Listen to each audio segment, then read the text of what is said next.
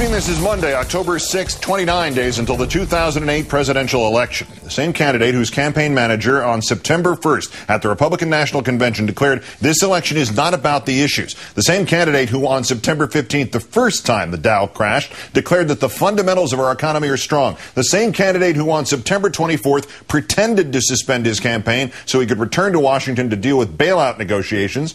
That same candidate now plans to ignore the economy entirely while attacking his opponent with every bit of sleaze that he can sling.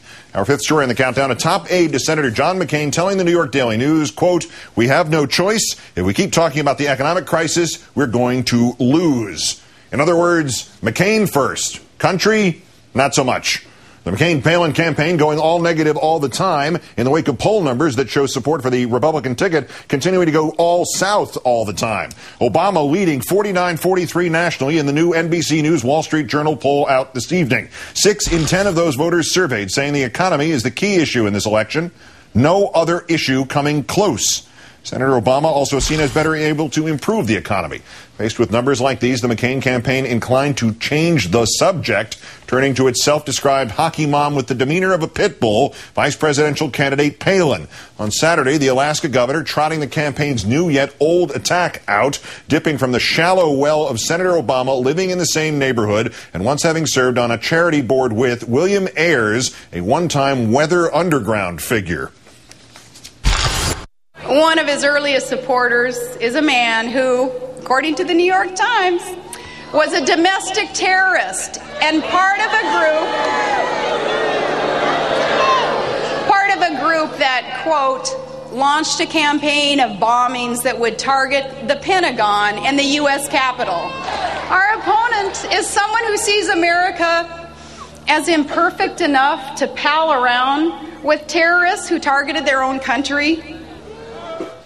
Governor Palin had actually read the New York Times article, as she claims she has. Perhaps she would have learned that the newspaper reported of Senator Obama and Mr. Ayers, quote, "The two men do not appear to have been close, nor has Mr. Obama ever expressed sympathy for the radical views and actions of Mr. Ayers, whom he has called somebody who engaged in detestable acts 40 years ago when I was 8. As for attempts by the Democrat to call out his opponent on his smears and lies, Senator McCain lying about the lying, while declaring Senator Obama guilty by location at the same time. Let me reply in the plainest terms that I know. I don't need lessons about telling the truth to the American people. And were I ever to need any improvement in that regard, I probably wouldn't seek advice from a Chicago politician.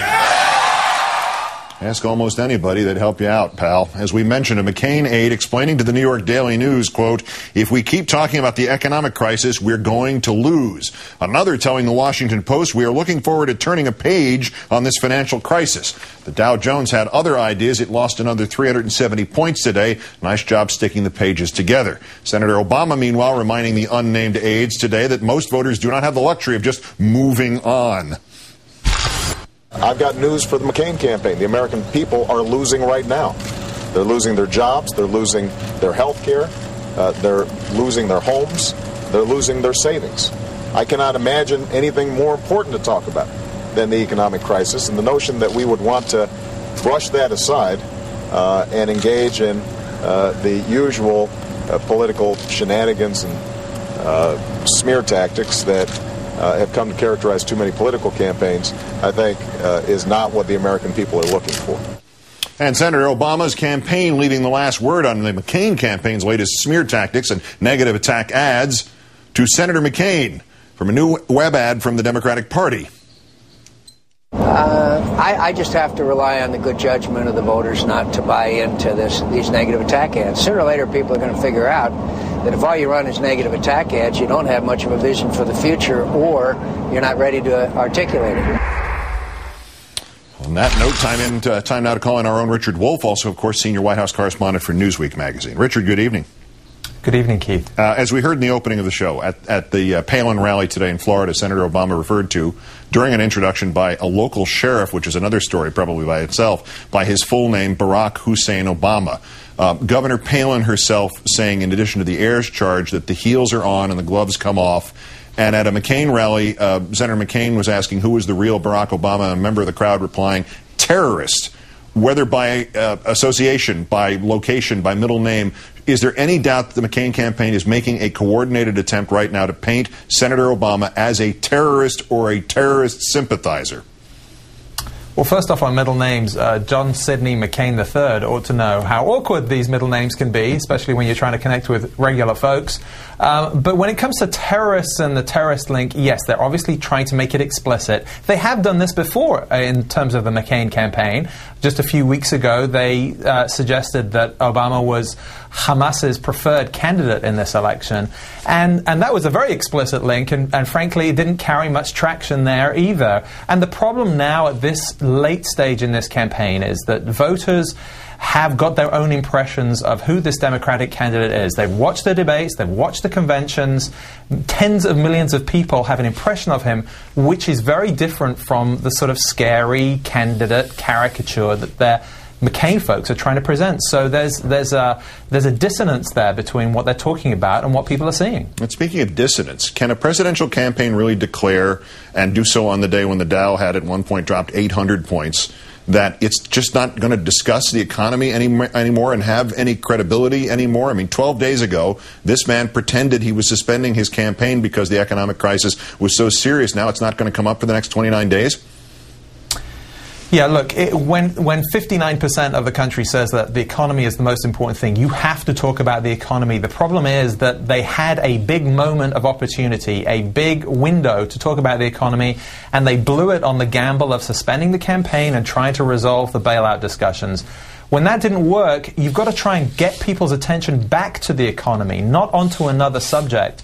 And, you know, to be fair, McCain did talk about the economy today. He actually tried to suggest that Obama had suggested that subprime loans were a good idea. It was a snippet of a quote which didn't relate to what Obama was really talking about. But, you know, unless they make their attacks connect with the economy, none of this stuff is going to matter. They have to raise questions about how Obama would handle the economy, not about who he befriended or didn't befriend many years ago in Chicago. And about that, in addition to the DNC ad, the Obama campaign put out a 13-minute documentary on the web that charted Senator McCain's role in the Keating 5 scandal. And this is the part of this that I really don't understand from any angle.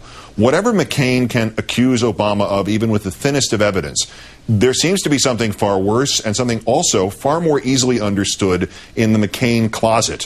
Why go there if going there is going to hurt you more than it's going to hurt the other guy?